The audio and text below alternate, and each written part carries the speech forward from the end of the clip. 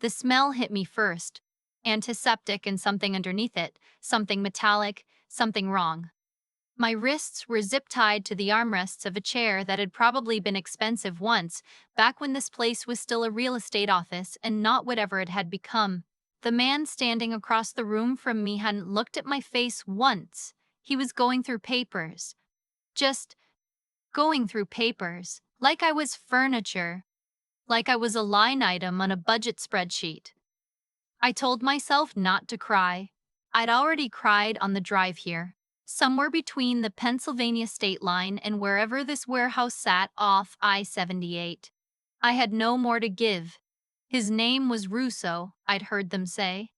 That's all I knew. I kept my eyes on the window, cracked glass, duct tape holding one corner together. Outside, a gray sky. November. The trees had already given up their leaves. I thought about how 3 weeks ago I was complaining about the line at my favorite coffee place on Broad Street. I thought about how small that felt now. His name was Preston. Preston Aldgate. I want to say it clearly because I think part of me still wants to protect him even now, even after everything, and saying his name out loud.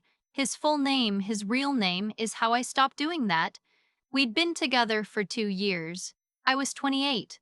I worked in compliance at a mid-sized pharmaceutical company in Philadelphia, which sounds boring because it was, but I was good at it and I liked that I was good at it. Preston was in private equity. We met at a mutual friend's birthday dinner in Rittenhouse Square, and he had this way of looking at you like you were the most interesting person in the room, like whatever you were saying mattered more than anything else. I fell for that look completely. My mom had always said, be careful of the ones who make you feel chosen. She said it in that quiet way she had, not preachy, just matter of fact, like she was passing along something she'd learned the hard way herself. I didn't listen. I never listened when it came to Preston. He had an apartment in Fairmount. We talked about moving in together. He took me to his cousin's wedding in Charleston and his whole family was warm and easy, and I thought, this is it. This is the thing people mean when they say they've found their person. I let myself think that. I let myself believe it. The first time something felt off was a Tuesday in September. He came home. We'd been staying at my place most nights by then, and he seemed distracted in a way that had an edge to it, not tired, wired, like someone waiting for a call. I asked if everything was okay, and he said, fine, work stuff, don't worry. I didn't push. Over the next 2 weeks, little things stacked up. A phone he'd set face down. A weekend trip he described in a vague way that didn't quite match what I saw when I looked up the hotel.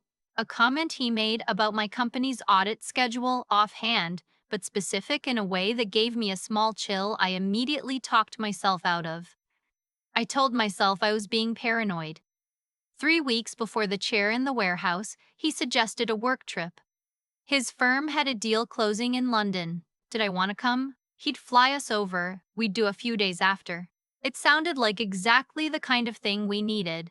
We'd been tense lately, orbiting each other without quite connecting. I asked my manager for the days, got them approved, packed a carry-on. We flew out of JFK on a Thursday night. I don't remember the exact moment I knew something was wrong. It was gradual, the way cold water rises. We landed, cleared customs, and the car that picked us up wasn't heading toward the hotel he'd shown me. I said something. He said the address had changed, the hotel upgraded us. Relax. I looked at my phone. No signal. International plan? He'd said he'd handled it. He hadn't. By the time the car stopped, I understood that I wasn't in London anymore for any reason I'd agreed to. There were two men I didn't know. A conversation I wasn't included in. And then Preston. Preston looked at me and there was something in his eyes that I can only describe as relief. Like he'd been carrying something heavy and had finally set it down. He didn't say goodbye, he just got back in the car. That's how I ended up zip-tied to a chair while a man named Russo sorted through paperwork.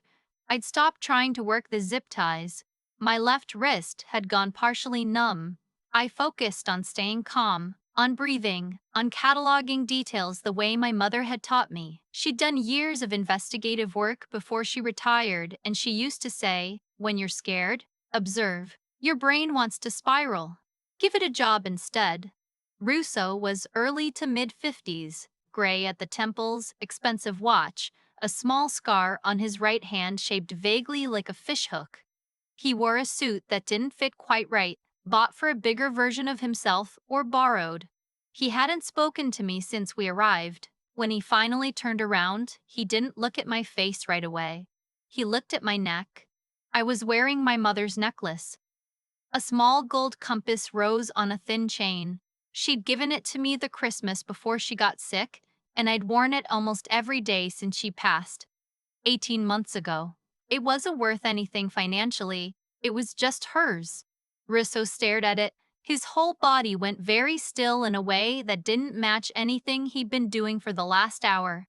Then he looked at my face. Really looked for the first time. "Where did you get that?" he said. His voice had changed. Still controlled, but something underneath it had shifted. Some professional evenness he'd been maintaining had developed a crack. I didn't answer. "That necklace." He took 3 steps toward me.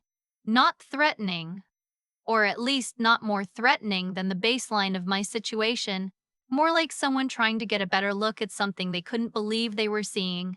"The compass. Where did it come from?" "It was my mother's," I said. My voice was steadier than I expected. He stopped.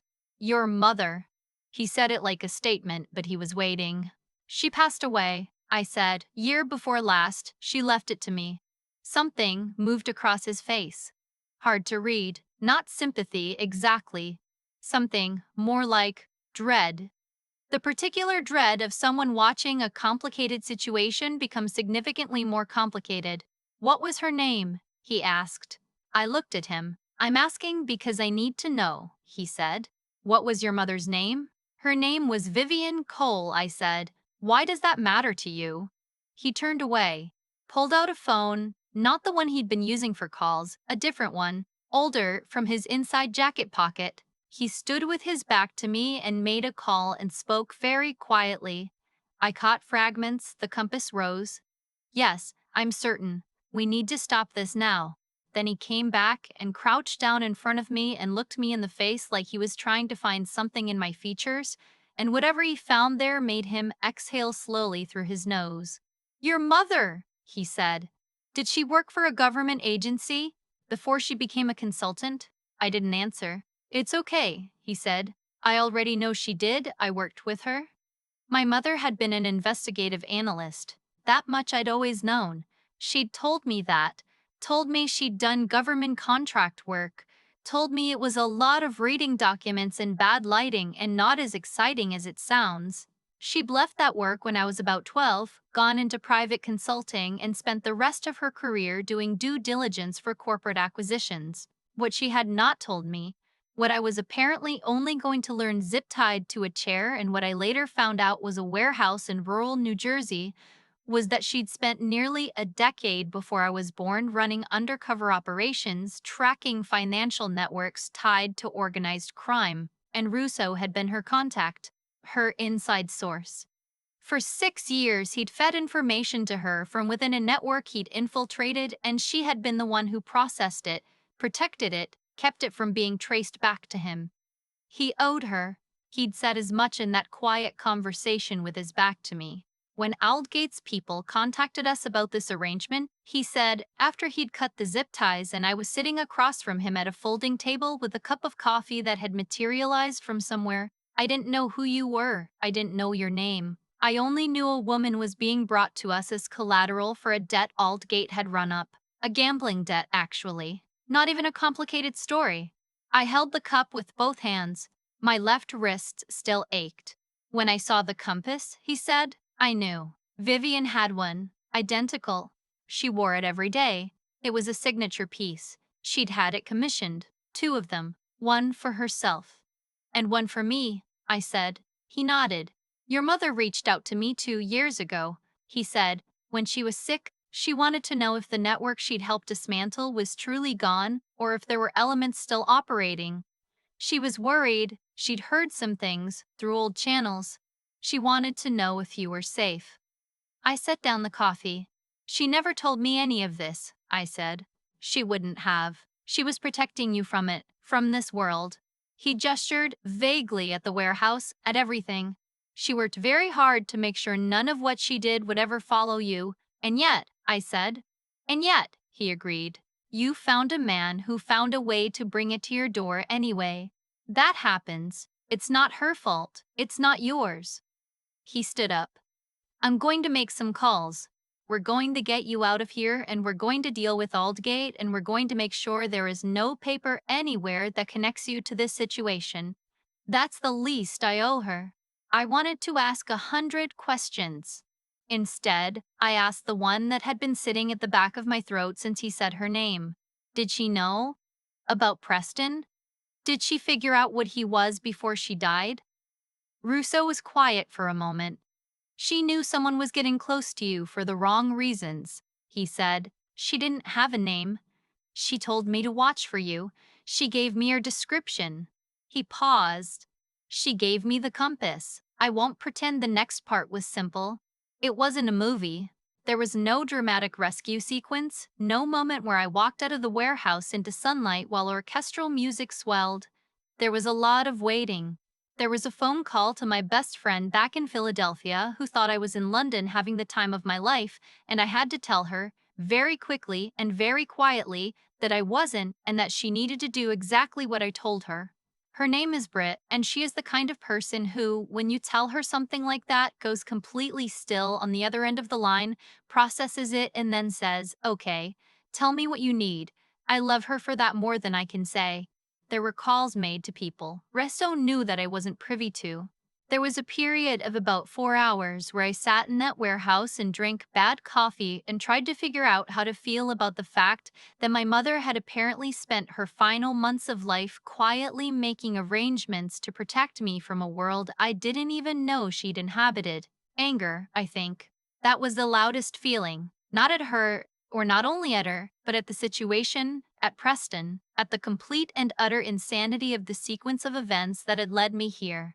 I was a compliance officer. I caught pharmaceutical companies misreporting adverse event data. I was not supposed to be a pawn in something that connected to my mother's secret former life. And then underneath the anger, grief. The particular grief of learning new things about someone who is gone and can no longer explain them. She would never be able to tell me why she didn't say anything. I would never be able to ask her. That door was shut. I held the compass rose in my palm, and I thought about how she'd fastened the chain around my neck on Christmas morning, 18 months before she died. And she'd looked at me for just a moment with that expression I'd always interpreted as pure sentimentality, and now I understood was something else. Something more complicated. Something that contained the knowledge that she was leaving me. Something that she hoped I would never need. Rousseau made good on what he said. I don't know all the details, I wasn't meant to, and honestly, I didn't want them. What I know is that Preston Aldgate was arrested 9 days after I got back to Philadelphia on charges that had nothing to do with me on paper, and that the debt he'd been using me to pay was never going to be paid, because the people he owed it to were no longer in any position to collect. I know that the man who was supposed to receive me as a transaction, Russo, sat across from me at a folding table and told me my mother had been the most careful, most thorough analyst he'd ever worked with, and that she'd saved his life more than once by being exactly that. I know that he had a daughter about my age. I don't think that's a coincidence. What I know about my own life is harder to articulate. I went back to my apartment in Philly. I went back to work. I did not tell anyone at my company what had happened. I told Britt everything over a bottle of wine that neither of us finished, because about halfway through I started crying and couldn't stop for a long time. She let me. She sat on the floor next to the couch and she just let me, and when I finally got it out, she said, "You know what the wildest part of this whole thing is?" "Which part?" I said. "That your mom had a whole secret life, and somehow that secret life is the thing that saved you." I thought about that for a long time. She wasn't wrong. There's a thing they don't tell you about betrayal. The kind that comes from someone you chose, someone you let yourself believe in. It doesn't go away cleanly. You can know intellectually that the person was lying from the beginning. that the relationship was built on something rotten, that you were a means to an end and not a person to them. You can know all of that and still find yourself at 2 in the morning replaying a memory, a Sunday morning, pancakes. Him reading the paper while you both avoided talking about the thing you should have been talking about, and feeling something that is not quite grief for the relationship, but is grief for the version of yourself who was in it. I'm not over it. I don't think I'm supposed to be yet. What I am is different. Not harder, exactly. I don't want to be harder. My mother was careful, and careful isn't the same as hard. Careful means you look. Careful means you pay attention to the thing that doesn't quite fit, instead of talking yourself out of it to preserve the feeling of being chosen. I quit my job in January. Not because of what happened, or not only because of what happened. I've been thinking about it before all this. I took a position with a nonprofit that does financial forensics for nonprofits suspected of misusing grant funds. It turns out I have a knack for finding the thing that doesn't quite fit in a spreadsheet full of numbers that are trying very hard to look normal. Apparently that runs in the family. I still wear the compass rose every day. My mother gave me one practical thing and one mysterious thing, and it turns out they were the same thing. Pay attention, and know that even the things she couldn't explain to me, she was explaining in the only way she was able. Russo sent me a letter 6 months after everything, handwritten on plain stationery, no return address. He said he hoped I was doing well. He said Vivienne would have been proud.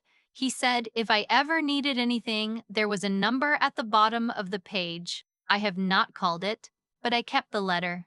I think she would have done the same. I've thought a lot about the sequence of choices that led me to that warehouse. Not Preston's choices. His are easy enough to trace, and they end exactly where they should. I mean mine. The small, quiet decisions I made over 2 years to ignore what I already knew. There's a version of me that would spend a long time blaming herself for that. I understand that version. But I don't think blame is actually the most useful thing to do with what happened.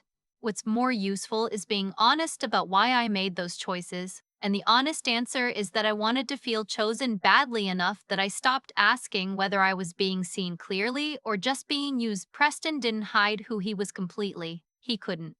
The signs were there. The offhanded questions about my company's audit schedule. The phone face down on the counter. The trip to London that he planned entirely, that I let him plan entirely, because somewhere underneath, I had started confusing being taken care of with being controlled, and I told myself the first thing because the second was too uncomfortable to sit with. That's not stupidity. That's something most of us do at some point, but it costs. What I carry from all of this, what I actually keep, is something my mother understood, that I'm only beginning to. Intelligence without honesty is just a more sophisticated way of fooling yourself. She was one of the sharpest people I've ever known, and she still built her whole professional life on one simple practice. Look at what's actually there, not what you want to be there. Not what's convenient, what's there. Russo said she was the most careful analyst he'd worked with. I used to hear careful as a small word, cautious, a little timid even.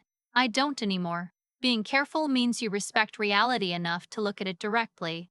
It means you don't flinch from the thing that doesn't fit just because fitting it into the picture would cost you something you're not ready to lose.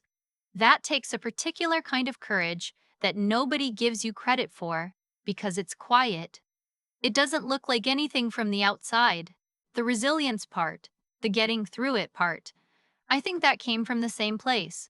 I didn't get out of that warehouse because I kept it together perfectly. I got out because I kept observing when I was terrified, kept thinking when my body wanted to shut down, kept believing that paying attention was still worth doing, even when I didn't know if it would matter.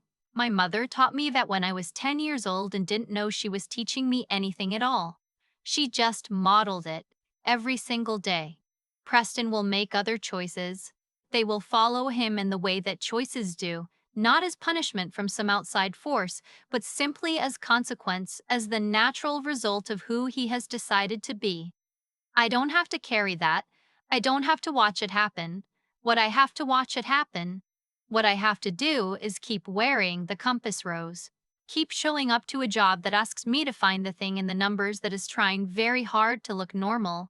Keep being the kind of person who, when something doesn't fit, doesn't look away. My mother left me one practical skill and one piece of gold on a chain.